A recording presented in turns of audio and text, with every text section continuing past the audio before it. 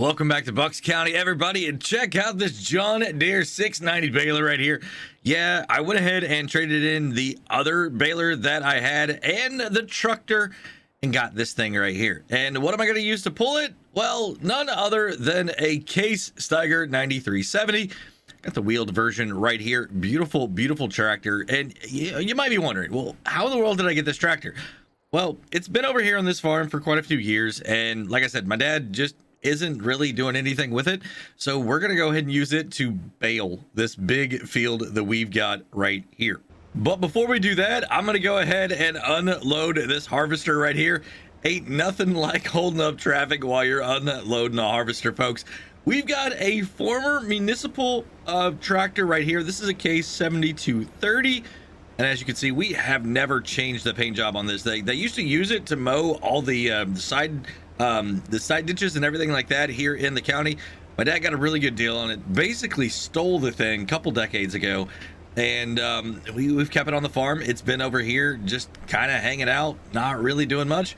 I decided that I wanted to use this one. The sticker's a little bit in the way, but I like stickers. Adds a little bit more horsepower. See what I mean? The thing is just a little bit in the way, but it's gonna be good. It's gonna be good. I've been used to driving this tractor, you know, before, whenever I was helping my dad on the farm, and it's not gonna be a problem. Not gonna be a problem at all. But what is gonna be a problem is if I don't get back over and unload that harvester when he's ready, because that man, I've known him my whole life.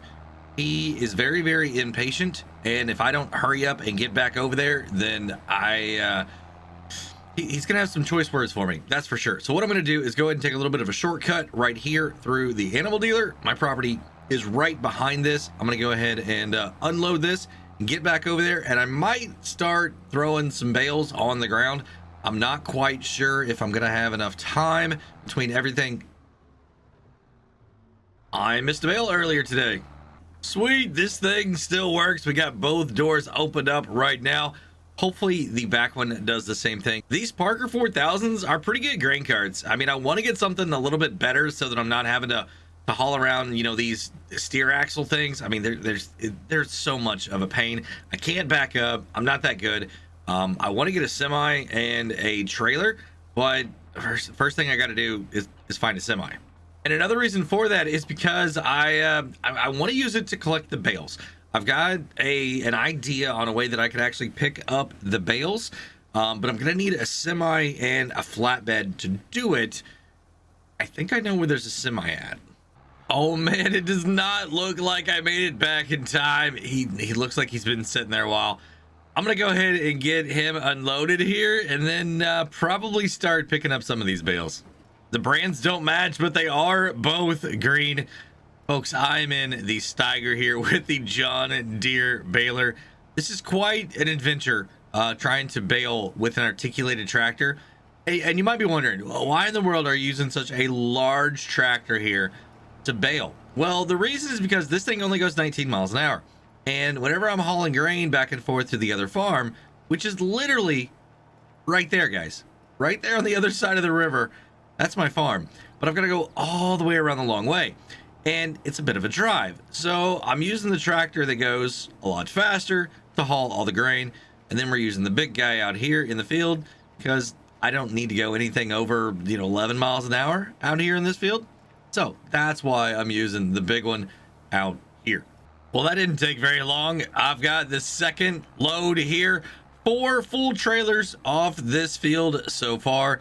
That's going to put us almost right at 53,000 liters so far. This is a pretty good yield. Really good yield, actually. Maybe I could buy something here over the winter time. Nah, I'll just stick with this stuff right here for a bit. I need to expand the farm a little bit more, and I need to buy some cows. We got to get some baby cows over here.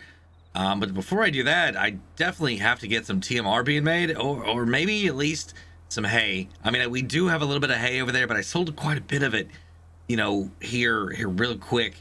I don't know. Maybe I can get one more cut and then I'll be all right. But I think first thing I need to do is definitely figure out how I'm going to transport a little bit quicker here. And I'm pretty sure I know where I can find a semi at. My uncle had one a few years ago that I think he put in a barn. I think. I'm not sure. I gotta give him a call. Well, it looks like I'm gonna have almost 5 full trailers here off of this field.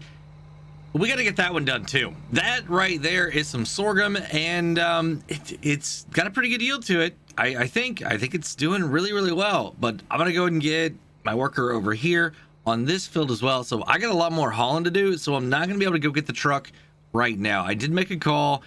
I know where it's at. And while he's over there working on that barley, I'm gonna try and go ahead and get the rest of these bales made, because I got a feeling that barley is pretty high yielding, so it's going to take me a lot of time to shuffle back and forth to the farm. Barley usually yields a little bit better than the wheat does here on these farms, so I think I'm in for a long afternoon.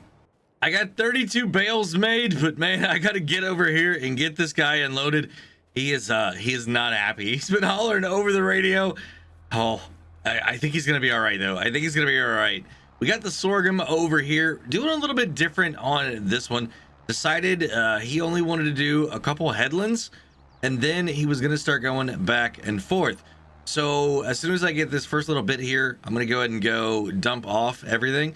That way I've got 2 clean trailers full, ready to go here for the rest of this harvest.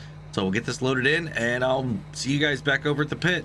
So I ended up with 64,743 liters of wheat. That is a ton off that field. I'm excited, y'all, to see exactly how much sorghum we get off this one, because I can take all this over to the grain mill and really make some good money this winter to be able to buy some more stuff and some cows. I'm excited about cows. And would you look at that, he even kind of gets over out of the way so I'm not having to run over the crop. Man, this guy is worth keeping around. Now, this is why my dad had him hired for such a long time.